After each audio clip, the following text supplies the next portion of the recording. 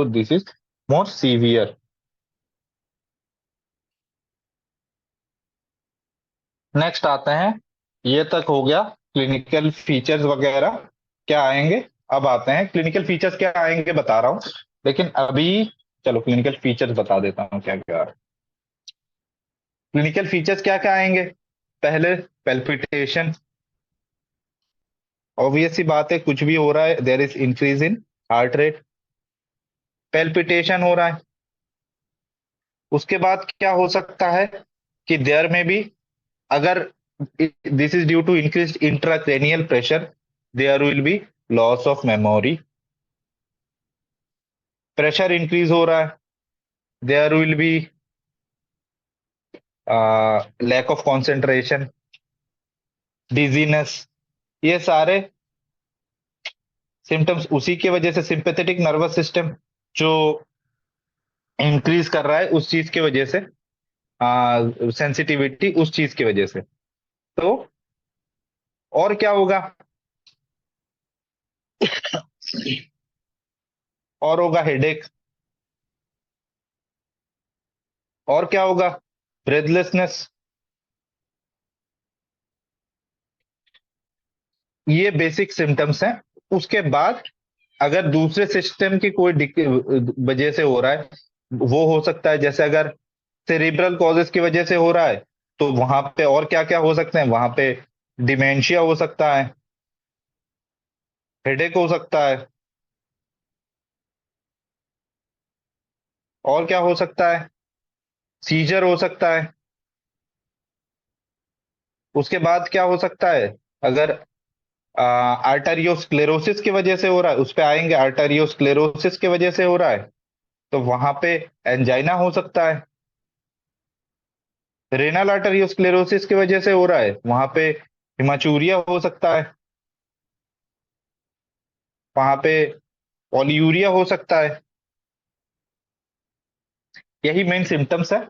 अच्छा, लास्ट में ये कॉम्प्लिकेशंस में ही आ जाएगा, अगर एक्सट्रीमिटीज पे है एथेरोस्क्लेरोसिस, उसके वजह से पेरिफेरल आर्टरी डिजीज हो सकता है। अब आते हैं कॉम्प्लिकेशंस पे।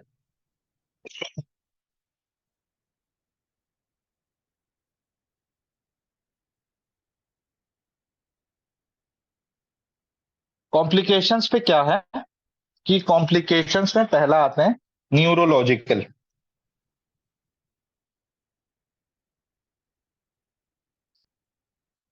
न्यूरोलॉजिकल कॉम्प्लिकेशंस, न्यूरोलॉजिकल कॉम्प्लिकेशन में क्या हो रहा है कि जो स्मॉल आर्टरीज है और middle cerebral artery, basically head में जो मिडल सेरिब्रल आर्टरी होता है वहां पे एन्यूरिज्म बन जाते हैं जो बेरी शेप के होते हैं।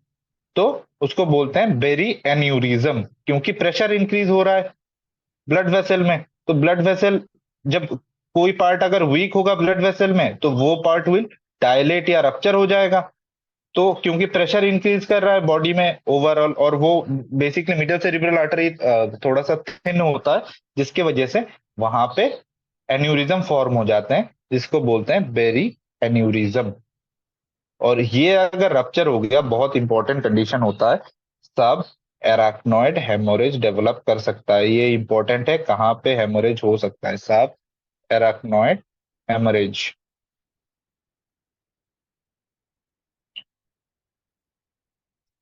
ये एमसीक्यू पर्पज से बहुत इंपॉर्टेंट है। नेक्स्ट आते हैं कि और क्या हो सकता है। इंट्रासेरिब्रल, ये नाम याद रखना कि हाइपरटेंशन के केसेस में देयर में बी इंट्रासेरिब्रल एन्यूरिज्म, जिसको एक नाम दिया गया है, वो नाम इंपॉर्टेंट है,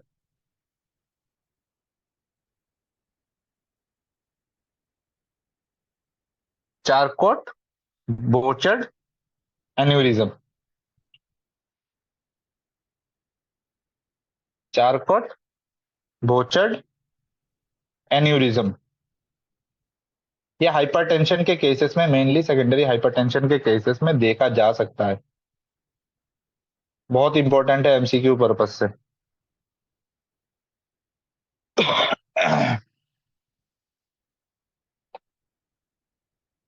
लास्ट क्या हो सकता है कि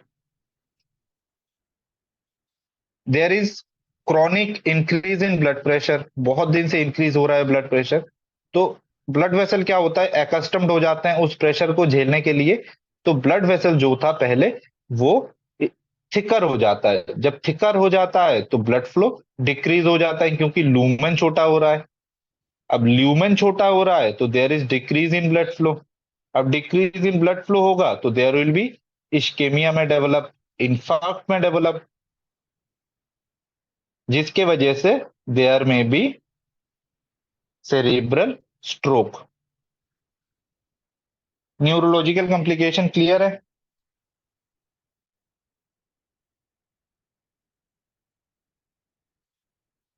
अच्छा, लास्ट में क्या होता है कि increase in BP, chronic increase in BP.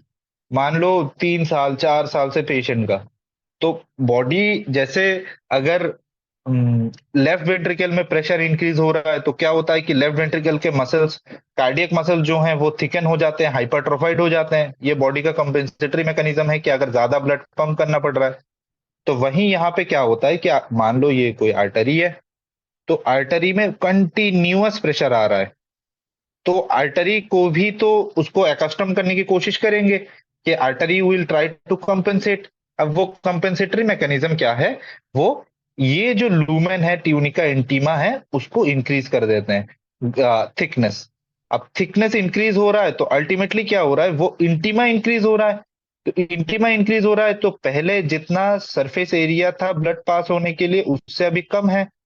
तो बेसिकली वो इतना छोटा हो जाता है कि वो ब्लड पास नहीं हो पाता है, मतलब उतना ज्यादा ब्लड पहुंच नहीं पाता है सेरिब्रल सेल्स को, जिसके वजह से ब्लड वॉल्यूम डिक्रीज होने की वजह से there is ischemia and infarct. Clear देखने को मिलेगा।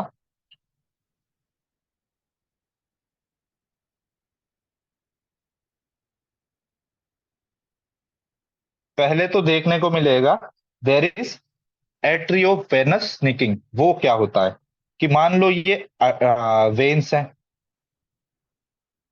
तो आर्टरीज जो है उस पे बहुत ज्यादा प्रेशर आ गया है।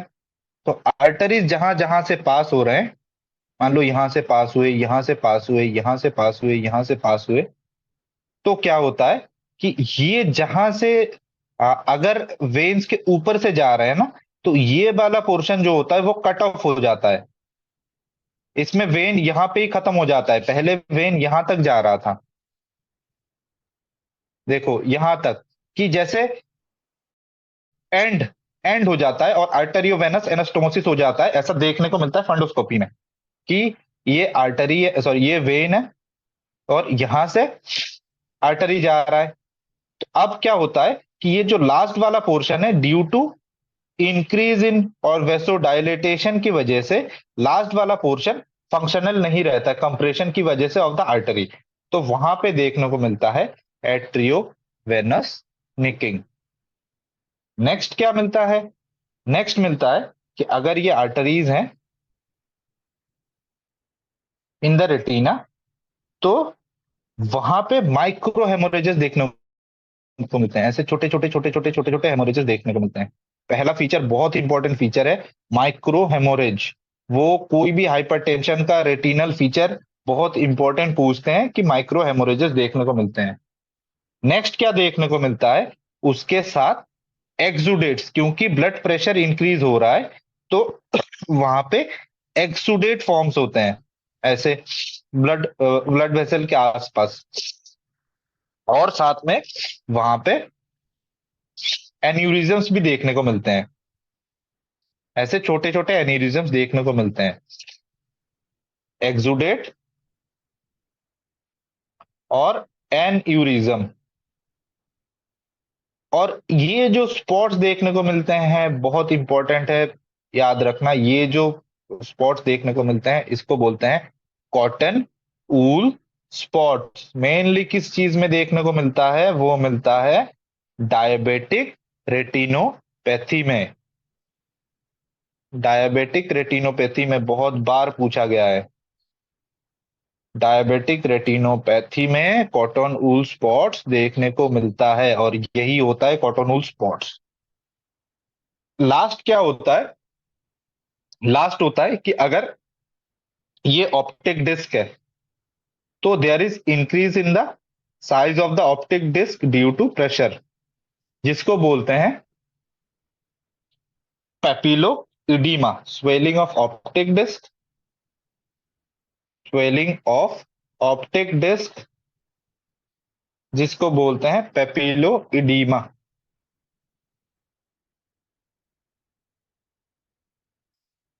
ये हो गया तुम्हारा रेटिना। अब लास्ट आते हैं cardiac, sorry cardiac complications. Cardiac complications में क्या क्या, cardiac causes, cardiac complications. Cardiac complications में क्या होता है कि जैसे पहले बताया था कि अगर ये कोई आर्टरी है, मेनली कोरोनरी वेसल्स,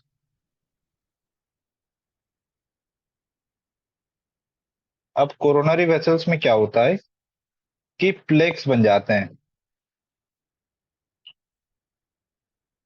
ऐसे प्लेक्स बन गए। बताया था एसटीएमआई में, स्टेमी नॉन एनस्टेमी में क्या होता है कि ऐसे प्लेक्स बन जाते हैं जिसके वजह से वहां पे डिफरेंट सिम्टम्स आने लगते हैं, जिसको बोलते हैं जैसे कोरोनरी आर्टरी डिजीज और एसटीएमआई, एंजाइना, ये सब होने लगते हैं, तो ये कार्डियक कॉम्प्लिकेशंस है। नेक्स्ट क्या हो सकता है कि अगर ब्लड प्रेशर इंक्रीज हो रहा है तो क्या होगा कि यहाँ पे ब्लड प्रेशर इंक्रीज हो रहा है, अगर ये हार्ट है तो यहाँ पे aorta है, तो क्या होगा कि यहाँ पे ब्लड प्रेशर इंक्रीज हुआ तो वस्कुलर रेजिस्टेंस इंक्रीज्ड है। तो अगर वस्कुलर रेजिस्टेंस इंक्रीज है तो यहाँ पे ज्यादा प्रेशर देना पड़ रहा है बॉडी को to pump out the blood, तो इसके वजह से पूरा ब्लड बाहर नहीं जा पाता है, जिसके वजह से यहाँ पे जो आफ्टर लोड है, कि आफ्टर जो सिस्टोल है, वो आफ्टर लोड इंक्रीज हो जाता है, सॉरी, आफ्टर लोड इंक्रीज हो जाता है। जब आफ्टर लोड इंक्रीज होता है तो क्या होता है कि यहाँ पे आफ्टर लोड इंक्रीज है, जिसके वजह से जो लेफ्ट वेंट्रिकल के मसल्स होते हैं, वो लेफ्ट वेंट्रिकल के मसल्स क्या होगा, लेफ्ट वेंट्रिकल के मसल्स होता है कि वो थिकेंड हो जाते हैं, हाइपरट्रोफाइड हो जाते हैं। तो हाइपरट्रोफाइड होने की वजह से there will be left ventricular hypertrophy.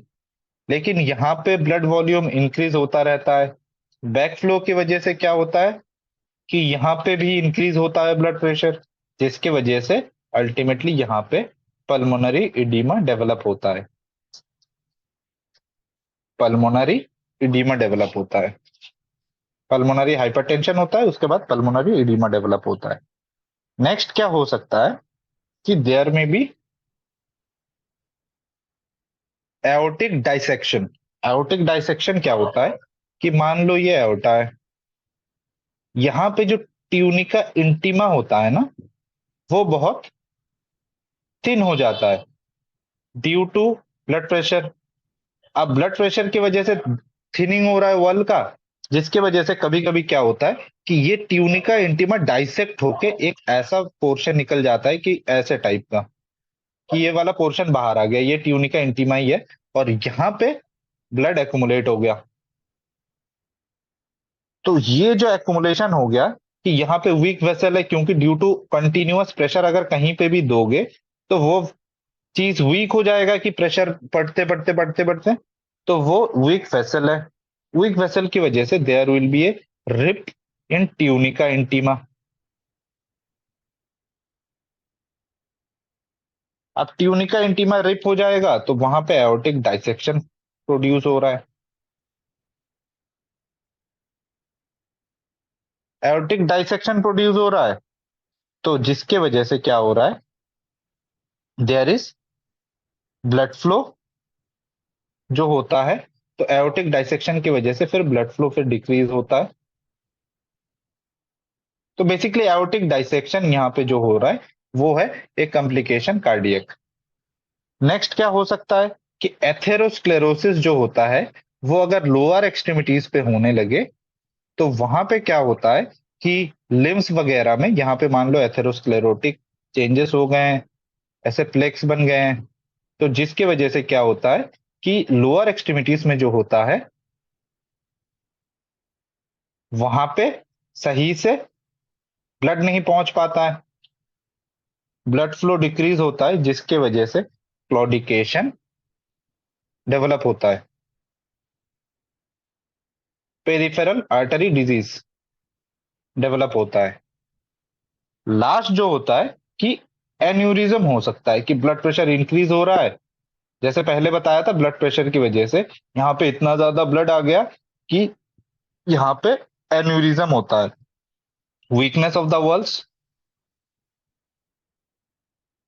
तो उसके वजह से डायमीटर इंक्रीज होगा, जिसके वजह से वहां पे देर इज एओर्टिक एन्यूरिज्म।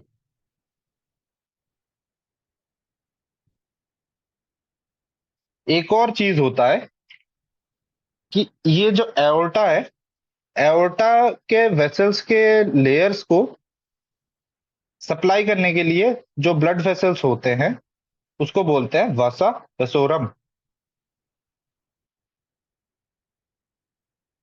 वो क्या हो जाता है, वहां पे भी ऐसे एथेरोस्क्लेरोटिक चेंजेस डेवलप हो जाते हैं, जिसके वजह से देयर इज आर्टेरियोस्क्लेरोसिस। इतना तक क्लियर है या कोई पॉइंट में डाउट है?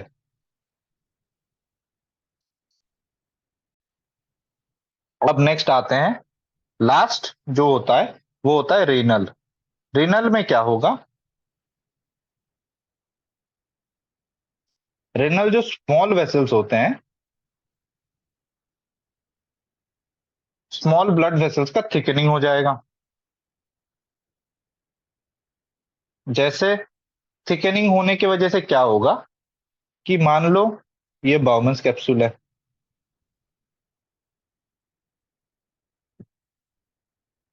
ये आर्टेरियोलर सिस्टम है, एफरेंट है, इफरेंट है।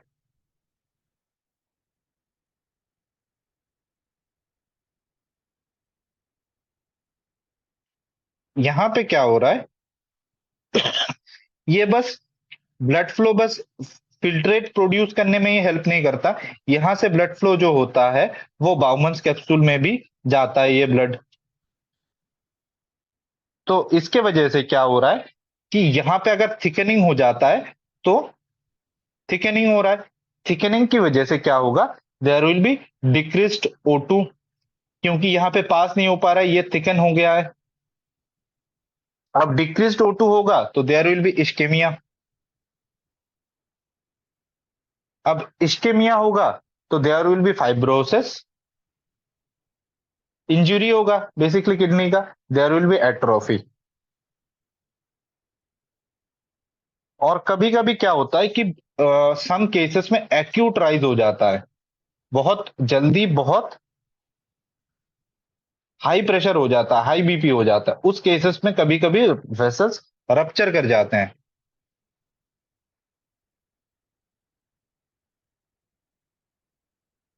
वेसल्स रप्चर कर जाते हैं, जिसके वजह से वहां पे हिमाचूरिया हो जाता है कि वहां से ब्लड आने लगता है यूरिन में। लास्ट जो पॉइंट है वो बस ये याद रखना है कि हाइपरटेंसिव क्राइसिस क्या होता है। इसमें समझने वाली कोई चीज नहीं है, बस हाइपरटेंसिव क्राइसिस क्या होता है, एक होता है हाइपरटेंसिव अर्जेंसी और एक होता है हाइपरटेंसिव इमरजेंसी। हाइपरटेंसिव अर्जेंसी और इमरजेंसी। हाइपरटेंसिव अर्जेंसी क्या होता है, अर्जेंसी होता है कि blood pressure should be greater than 180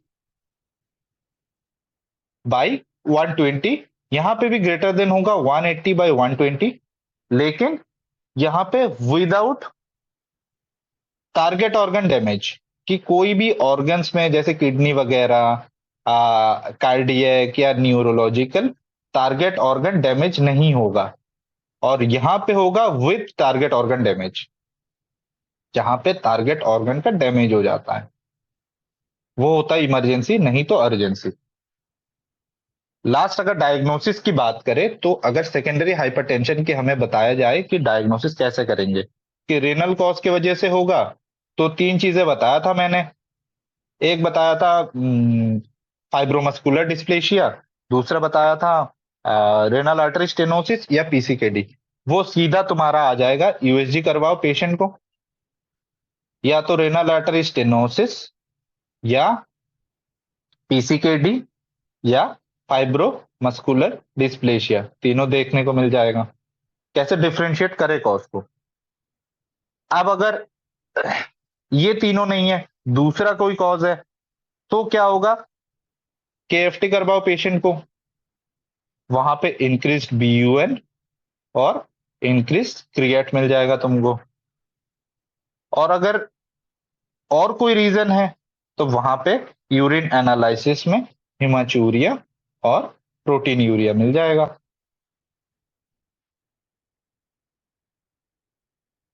brain का कोई कॉज है, सीटी कराओ, एमआरआई कराओ, मिल जाएगा, जो भी कॉजेज हैं। नेक्स्ट आते हैं कार्डियक कॉज। कार्डियक कॉजेस में भी mainly coarctation of aorta, chest X-ray में रिब नॉचिंग और थ्री साइन देखने को मिल जाएगा। उसके साथ और क्या मिलेगा, रेडियो फीमोरल डिले, कि रेडियल आर्टरी के पल्सेस जिस टाइम पे सुनाई देंगे, जैसे बताया था कोआक्टेशन एओर्टा के टाइम फीमोरल आर्टरी में डिले होगा। और क्या मिल सकता है, अपर एक्सट्रीमिटीज का जो ब्लड प्रेशर होगा that will be greater than the lower extremity blood pressure. Last आते हैं, अगर एंडोक्रिन कॉजेस के वजह से होता है, एंडोक्रिन कॉजेस की वजह से होता है, एल्डोस्टेरोन इंक्रीज होगा। एक हो सकता है कि there is increase in aldosterone, साथ में रेनिन डिक्रीज, साथ में sorry aldosterone increase, renin decrease, sodium increase होता है, पोटेशियम डिक्रीज होता है। हाइपर एल्डोस्टेरोनिज्म के केसेस में अगर कॉर्टिजोल की वजह से कुशिंग सिंड्रोम हो रहा है उस पेशेंट में, तो क्या करवाओगे, 24 आवर यूरिन कॉर्टिजोल। और लास्ट में अगर फियोक्रोमोसाइटोमा है उसके लिए एक स्पेशल वो होता है 24 आवर मेटानेफ्रीन। ये याद रखना इंपॉर्टेंट है कि मेटानेफ्रीन, 24 आवर मेटानेफ्रीन इन यूरिन। साथ में इंक्रीज ग्लूकोज भी मिलेगा, यहाँ पे भी इंक्रीज ग्लूकोज मिलेगा। और लास्ट में थायराइड प्रोफाइल करवा लो अगर थायराइड के कॉज की वजह से हो रहा है।